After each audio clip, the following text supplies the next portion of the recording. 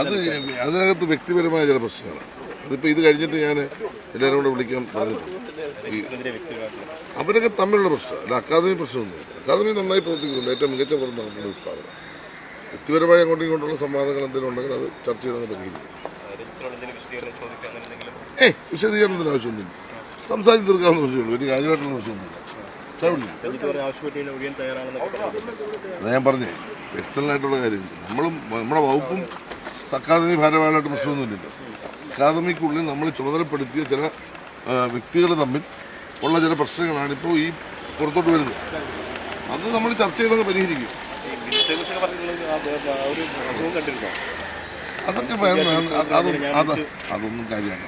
അതൊക്കെ രഞ്ജിത്തൊരു നല്ല സിനിമാ പ്രവർത്തകനാണ്, കലാകാരനാണ്. അതൊക്കെ നമ്മൾ അങ്ങനെ കണ്ടാൽ മതി. അല്ല, വ്യക്തിപരമായ വിമർശനത്തോട് പരാമർശത്തോട് ഞാൻ യോജിക്കും. അത് പേഴ്സണലായിട്ടാണ് അറ്റാക്ക് ചെയ്യുന്നത്. ബിജുവിൻ്റെ കാര്യത്തിലൊക്കെ ആ നിലപാട് എൻ്റെ നിലപാടാണ്. പക്ഷേ ഞാൻ പറഞ്ഞില്ലേ, ഇവരൊക്കെ തമ്മിലുള്ള മാനസികമായ അകൽച്ച, അതിൽ നിന്നുണ്ടാകുന്ന വിഷയങ്ങൾ. അപ്പോൾ അത് ചിലർക്ക് നമ്മളോട് പരാതിയായിട്ട് പറഞ്ഞിട്ടുണ്ട്. അപ്പോൾ അതെല്ലാം ഇവരെ എന്നോട് വിളിച്ചിരുത്തി സംസാരിക്കും, അത് പരിഹരിക്കും. പിന്നെ ഉറപ്പായിട്ടും അത് വേറെ പ്രശ്നമൊന്നുമില്ല, തീർക്കാവുന്ന വിഷയം. അതൊന്നും അല്ല ഞാൻ പറഞ്ഞത്, ഇതിപ്പോൾ തോന്നുകൊണ്ടിരിക്കുകയല്ലേ. പക്ഷേ യോജിച്ചു പോകാനും അക്കാദമിയുടെ പ്രവർത്തനം സിനിമാ രംഗത്തും നമ്മൾ ഒരുപാട് കാര്യങ്ങൾ ഇപ്പോൾ ചെയ്തുകൊണ്ടിരിക്കുകയാണ്, ചെയ്യാൻ ഉദ്ദേശിക്കുകയാണ്.